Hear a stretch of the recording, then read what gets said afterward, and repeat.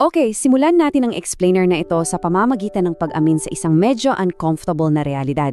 Alam mo yung feeling na gigising ka ng maaga, magtitimpla ng kape, uupo ka kasama ng Biblia mo at susubukang magdasal?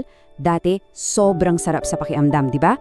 Ramdam na ramdam mo. Pero ngayon, nagsasalita ka nga. Pero grabe, tila ba sobrang tahimik ng langit. Wala kang maramdaman. As in, wala. Gusto talaga kitang kausapin ng direkta na yon. Kasi kung nararamdaman mo yung ganyang klase ng struggle, yung pilit kang naghahanap sa Diyos pero parang walang-wala ka talagang maramdaman, valid yan. Madalas, iniiwasan nating pag-usapan ito kasi feeling natin, hala, baka may ginagawa akong mali. Pero paano kung baliktarin natin ang pananaw mo ngayon? Paano kung ang pananahimik ng Diyos ay hindi pag-abandona, kundi isang stratehiya? Punta muna tayo sa ating unang yugto. Kapag tumahimik ang langit. Makinig ka dito kasi sobrang totoo to. Kapag nawala yung peace na madalos mong maramdaman o kaya feeling mo na i-ignore yung mga prayers mo, hindi ibig sabihin na may nagawa kang kasalanan. Ang nakakawili rito ay kung paano ito sumasalungat sa modernong kultura natin ngayon. Sanay na sanay tayo sa instant replies, notifications at real-time updates, di ba? Kaya kapag hindi sumabot ang Diyos agad-agad, inipapasa natin sa Kanya ang pagkakabalisa natin sa mga unread messages. Pero hindi nag-ooperate ang Diyos sa nakasanayan nating communication habits. Sa espiritual na realidad, may mga nakatagong yugto. May mga binhi na kailangan talagang lumago muna sa dilim at may mga panahong sinadyang i-delay para makita natin sa mayong paraan kung paanong mamamuhay sa Kanya. Ito na ang magdadala sa atin sa ikalawang yugto, pagdating sa ilang rounds. Huwag kang matakot sa part na to kasi alam mo, ang tahimik na yugtong ito kasama talaga yan sa disenyo ng Diyos. Hindi yan isang detour o ligaw na daan. Ang ilang o the wilderness ay isang panahon ng espiritual na paghubog kung saan sinasadya ng katahimikan na tanggalin ang lahat ng distractions mo. Sa tahimik na ilang na ito, ang faith mo ay binabalatan hanggang sa pinaka-raw na form nito.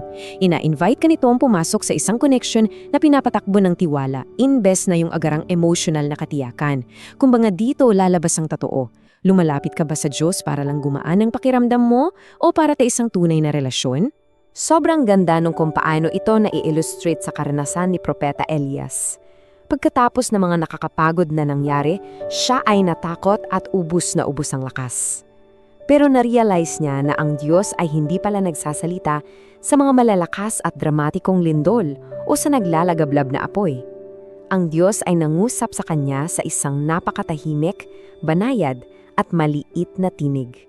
Makikita rin natin kung paano ito nabubuo kung titingnan natin ang timeline mismo ni Hesukristo. Mula sa unang araw ng binyag niya, diretso siyang nagpunta sa araw 1 hanggang 4 pag-aayuno at pananalangin sa isang napakatahimik na disyerto. At pagdating ng ika-41 araw, doon pa lang nag-umpisa ang kanyang public ministry. Nakikita mo ba? Ang pananahimik niya sa disyerto ay hindi empty o walang laman. Yun ay isang malalim at humuhubog na preparation para sa public mission niya. Ngayon, papasok tayo sa mas malalim na framework. Ikatlong yugto, ang madilim na gabi. So, kung nararanasan mo man ito, gusto kong malaman mo na hindi ka nag-iisa. Naglalakad ka sa isang makasaysayang daan na dinaanan na ng maraming matitibay ang pananampalataya. Tinatawag itong madilim na gabi ng kaluluwa na inilarawan ni San Juan ng Cruz. Ito ay isang spiritual dryness na nagsisilbing paglilinis. At ang crucial point dito, ang madilim na gabing ito ay hindi parusa, ito ay sadyang pagtanggal ng mga emosyong madalas nating inaasahan at kinakapitan upang mas lalo tayong mag-mature at mapalapit sa Diyos. At dyan papasok yung sinasabi sa Hebreo 11, talatang 1. Ang pananampalataya ay ang katiyakan ng mga bagay na inaasahan, ang patunay ng mga bagay na hindi nakikita. Tandaan mo ito, ang tunay na pananampalataya ay hindi pwedeng laging nakadepende sa kung ano lang ang nararamdaman mo. Ang pagsuko sa journey na ito dahil lang sa nag-fade na ang magagandang emotions mo ay isang napakalaking pagkakamali. Kaya nga may ganitong paalala sa awit 46, talatakang 10. Pumayapa kayo at kilalanin niyo na ako ang Diyos. Alam mo, ang pagiging payapa o yung stillness, hindi lang yung simpleng kawalan ng ingay. Ito yung ultimate posture ng tiwala na patuloy tayong sinusuportahan at inaalagaan ng Diyos sa bawat sandali. Kahit pakiramdam natin ay wala tayong naririnig.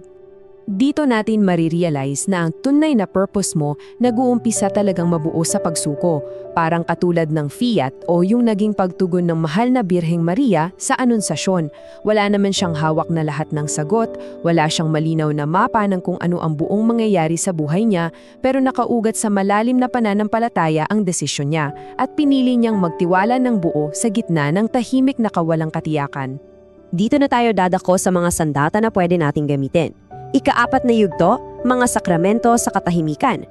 Kasi hindi ka naman talaga pinapabayaan lang ng walang bitbit sa panahong ito. Ang wilderness, pinupuwersa tayo niyan na maging honest sa pagharap sa mga takot at pagdududa natin na wala ng anumang distractions o ingay. Kaya nga ang sakramento ng kumpisal ay nagiging isang napaka-powerful na lugar ng konkretong awa at healing.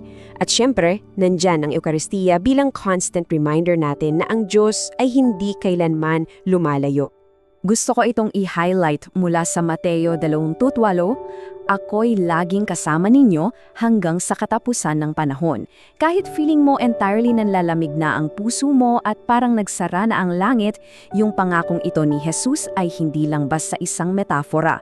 Isa itong katotohanan na hindi kailanman magbabago kahit ano pa yung nararamdaman mo. At papasok na tayo sa ating huling bahagi, ika-5 yugto, layuning matatagpuan sa katapatan. Sa part na to, isi-shift natin yung focus mo. Mula sa kakahanap ng instant answers, papunta sa pag-embrace ng tahimik at matatag na commitment. Tingnan niyo itong sinabi ni Santa Teresa ng Calcutta. "Hindi ako tinatawag ng Diyos upang maging matagumpay, kundi upang maging matapat." Alam niyo ba na si Mother Teresa ay nakaranas din ng napakahabang taon ng spiritual dryness? Pinapatunayan nito na ang pinakamalalim na calling mo ay hindi pala nakikita sa mga emotional highs. Nakikita ito sa fidelity at katapatan mo sa mga oras na tahimik ang langit. Sobrang ingay ng modernong buhay natin to the point na kinocloud nito yung mga bagay na talagang mahalaga. Pero ang totoo, ang katahimikang nararanasan mo ngayon ay preparation lang pala para sa isang deeper version of you. Isang ikaw na kayang mag-handle ng impact at calling nang hindi na nangangailangan ng constant na papuri at reassurance. Sa pananahimik na ito, imbes na magtanong ka ng bakit hindi nagwo-work ang mga bagay-bagay, mag-iiba na ang pananaw mo at itatanong mong ano ba yung nagiging hubog ng aking pagkatao. So, ano ba yung mga actionable steps natin ngayon? Unang hakbang, manatili ka ng mas matagal. Huwag mong madaliin ang pagtakas mo sa ilang. Ikalawa, manalangin ka pa rin kahit feeling mo ay tuyong-tuyo na. At ikatlo, magtiwala ka kahit ang hirap-hirap. Kasi yung mga tila maliliit at ordinaryong routine mo araw-araw, tulad ng pagpilit sa sariling magdasal, yan pala yung mga pinakamalalalim na ekspresyon ng totoong pagmamahal. Gusto kong i-reassure ka, ang katahimikan ay hindi ang katapusan ng kwento mo. Isa itong sagradong daan kung saan ka hinuhubog, pinipino at inihahanda ng Diyos para sa isang transformation.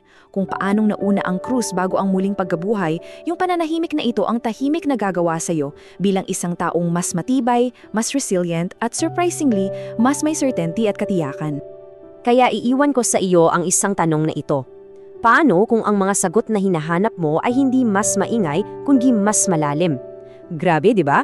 Kung nabigyan ka ng explainer na ito ng isang bagong pananaw, huwag kalimutang mag-subscribe para patuloy nating mahimay ang mga paksang tulad nito. Simulan nating tingnan ang iyong tahimik na yugto hindi bilang isang pag-abandona, kundi bilang isang sagrado at sadyang paanyaya. Maraming salamat sa pagsama niyo sa aking ngayon.